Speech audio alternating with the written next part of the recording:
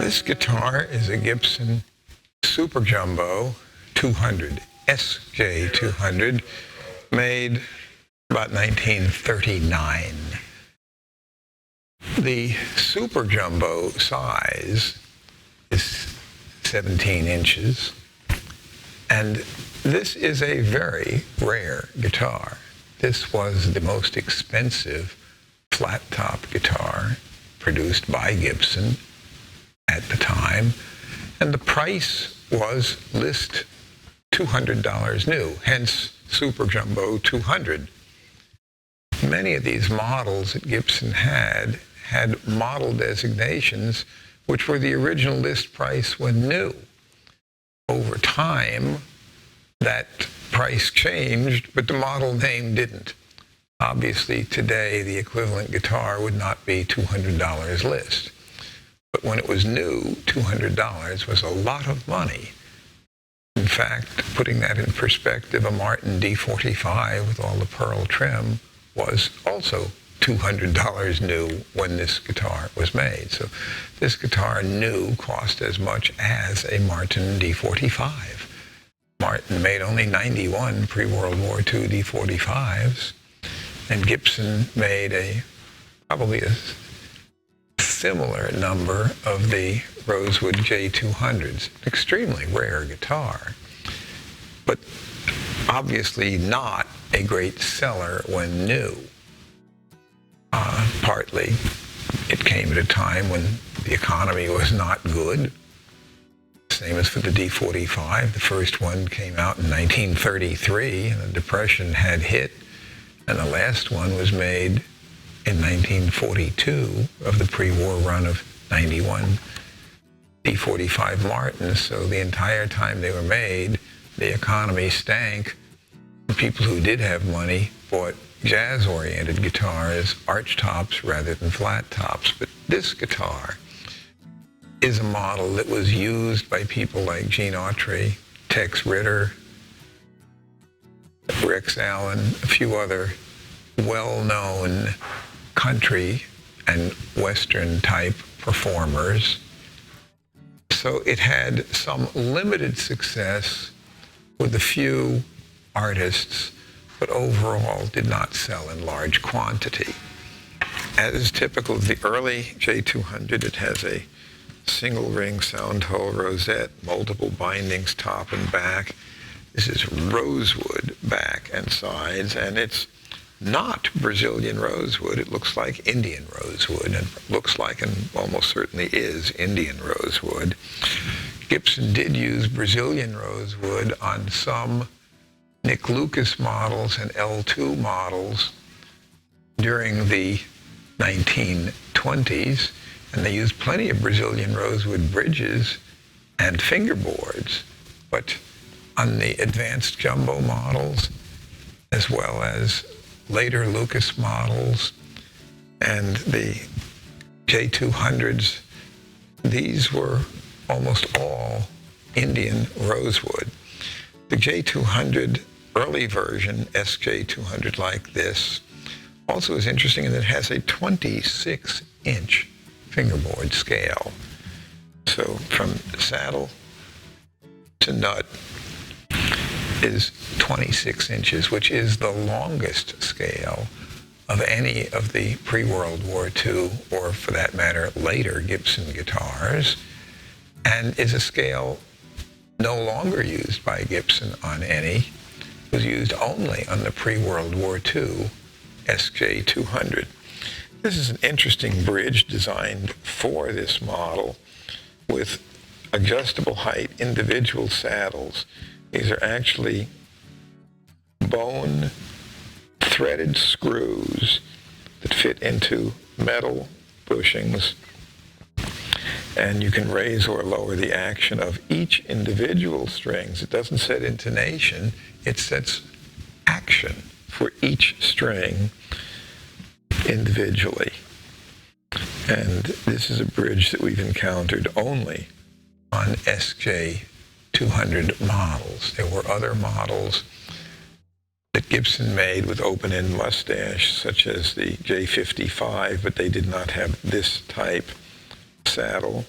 also the J-200 model, which had less ornamentation and mahogany back and sides, but was this same size. It was made for a limited time in the late 30s through the early 40s. But this also has an engraved fancy pick guard, which was specially designed for this model. Has an ebony fingerboard with these crown shape inlays, which also were designed specifically for this model. Has the Grover Imperial tuners, which were a relatively new thing at that time. This really doesn't have as much intricate ornamentation as the Martin Style 45, but it is still the most deluxe flat top model Gibson made at this time. And obviously is a highly collectible and is a good sounding guitar. But it is a rare guitar. And what does rare actually mean? By definition, if something was an enormous commercial success, it would not be rare. So why is this model rare? It is a good guitar. For one thing, it was an expensive guitar at a time when the market was weak financially. It was introduced during the Depression, when very few potential guitar buyers, especially for a flat-top guitar, could afford $200. There were some professional players who used archtop guitars who did indeed buy L5 models for $275 plus case, and Super 400 models for $400, case included, at that price. And the Super 400 was $400, hence the name.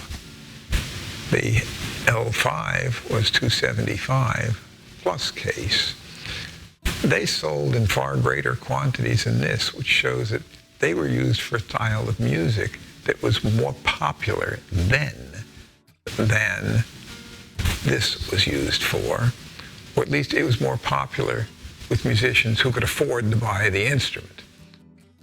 Country musicians preferred this, but most country fans and country players couldn't afford one of these. There were more paying gigs in the 1930s for people playing archtop guitars than for flat-top guitars. But there's plenty of other instruments that are rare simply because they were introduced at a bad time. For example, the lower model F5 mandolins, which are very rare and today highly sought after, but they were introduced right after the mandolin orchestra boom had died, and a bit over 20 years before Bill Monroe picked one up and discovered you could play bluegrass on that thing. They were valuable long after they were made, but when they were first introduced, it was like introducing the best buggy whip in the world after the invention of the automobile. They didn't care how good a mandolin was. The mandolin orchestra boom had died and Dixieland had arrived. Flying V and Explorer issue guitars came out in '58, the first ones. And the 58 and 59 Vs and Explorers today are very highly sought after and will bring hundreds of thousands of dollars. But when they were new, they cost $247.50 and nobody wanted one. They were too modernistic. People laughed at them. There are plenty of examples of instruments that are rare, and some of them are valuable today. Many are not. Some are rare because people looked at them and didn't want one because they didn't think it was any good. And sometimes they were right. It was a bad design. But other times it might be a great design that was introduced either too early or too late to have market penetration. But years later, maybe 50 years later, people discovered that, gee, it's wonderful for something that we want now. But it wasn't something that people wanted then. It didn't suit the music of its day. And the makers make money on new instruments, not used instruments 50 years later. Gibson doesn't care a bleep whether something is going to be successful 50 years after it is made. They need to sell it now. They don't get paid for used guitars. Used guitars are competition. They are not something that helps a manufacturer. Manufacturers, by definition, want to sell new ones. And by definition, if any model is rare, for one reason or another, it was not a commercial success when new, although it may be very valuable later. Here we have a post-World War II J-200. In fact, this is a 1956 model.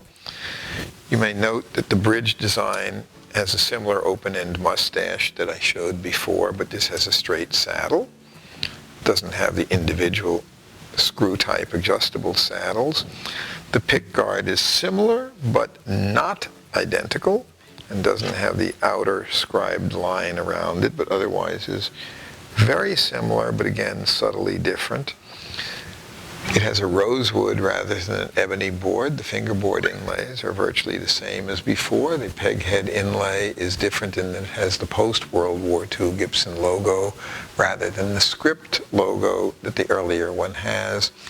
This has a 25.5-inch scale, whereas this has a 26-inch scale.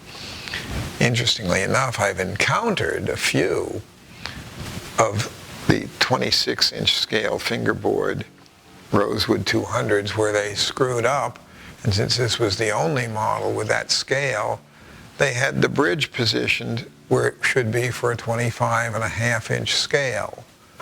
And people then wondered, why wouldn't my guitar tune? It's because the bridge was 1/2 inch in the wrong position. A mistake that they shouldn't have made, but mistakes can happen. And in that case, can and did happen, but on rare occasions. This has maple back and sides and neck.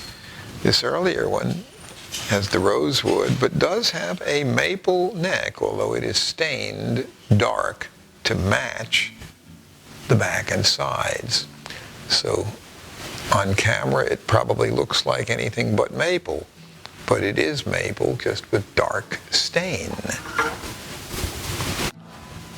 This has the sunburst finish on the back, sides, and neck, whereas the earlier one has sunburst finish only on the top because the rosewood back and sides are already dark, so it's hard to put a sunburst finish that will show up on rosewood.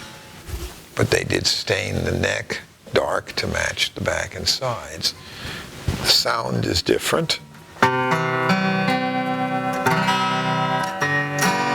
It still is quite a good guitar.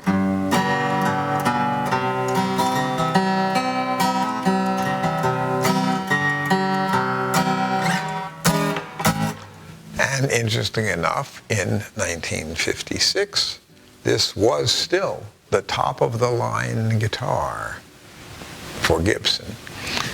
By this time, it was simply called a J-200.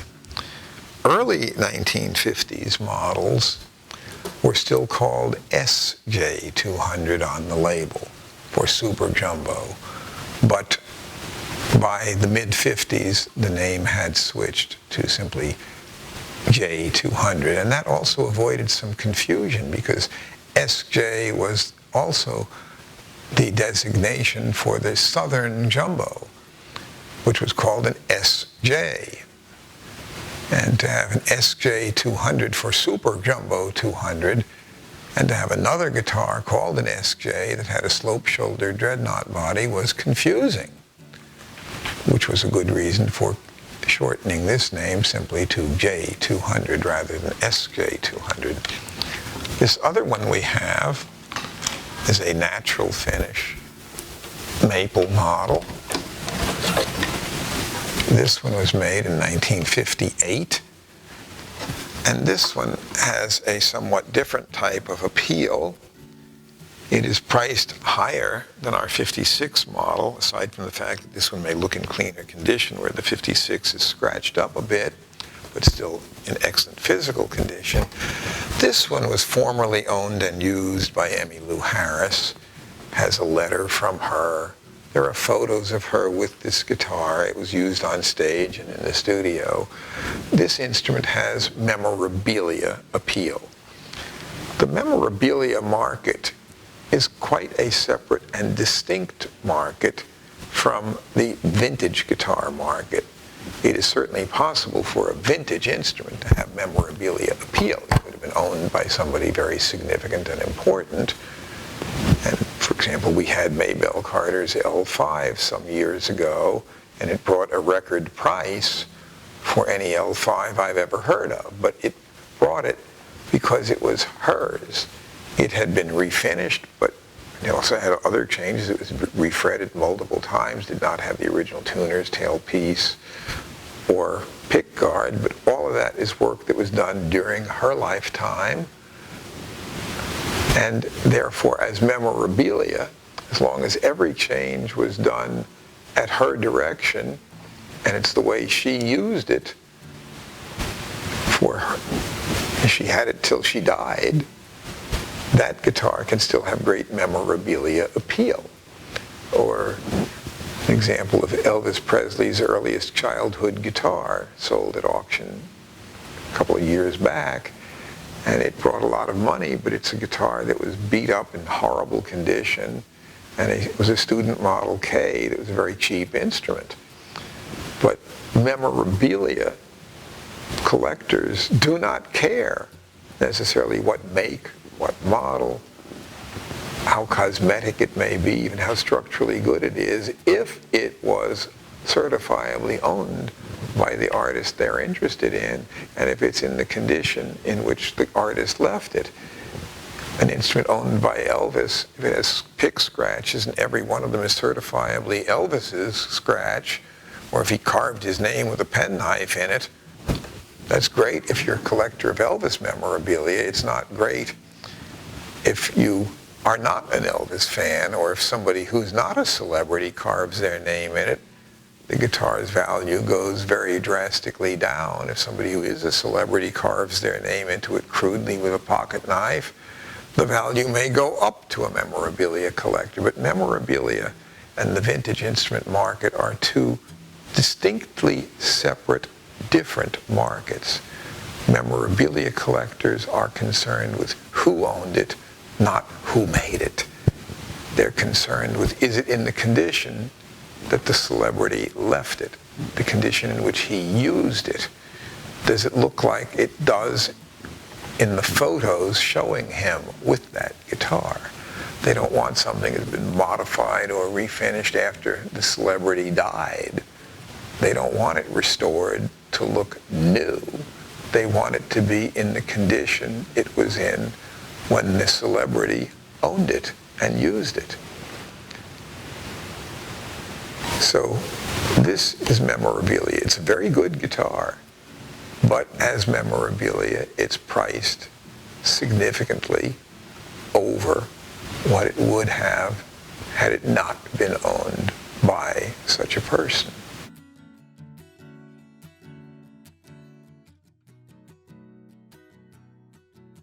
This one is priced right now at $18,500. If it had no memorabilia connection, it would be closer to $95 or $10. This one here is priced at $7,500, the 1956. The sunburst ones will typically bring less money than a natural finish. And the condition of this one, as far as the cosmetics, the scratches, it's a little funky looking, but it's actually priced at what we consider to be a relative bargain. So it's priced at a figure that we expect will move it. The other one here, the Rosewood J-200, is priced at $80,000, which is very significantly less than the D45 Martin guitar of the same year, which cost the same amount when new.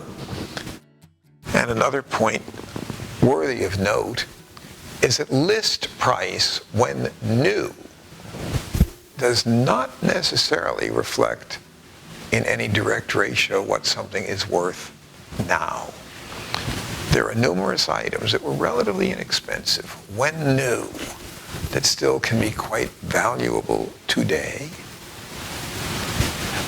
and some things that are not nearly so valuable today that can bring huge money. For example, the Gibson Super 400, which cost twice as much new as the J-200, is going to bring much less money today. A good pre-World War II non-cutaway Super 400 is likely to sell for no more than $20,000, in the range of 15 to 20. Whereas a pre-World War II J-200 can bring 80,000 plus. This one has some overspray on the finish and a fair amount of lacquer checking. If it was just squeaky clean, we'd be asking at least 125. So there's a case of a huge discrepancy in price, especially in view of what they cost when new. A good Gibson Advanced Jumbo, which was about $80 new, can now bring $50,000 used. In banjos, the original 5-string RB75 flathead master tone in the late 30s was $75 when new, but can bring at least $125,000 for a 5-string original today. The All-American Model tenor, which was $550 new in the 1930s, would bring more in the range of maybe $35,000 today for a raised head tenor. So again, price when new does not reflect desirability or price today.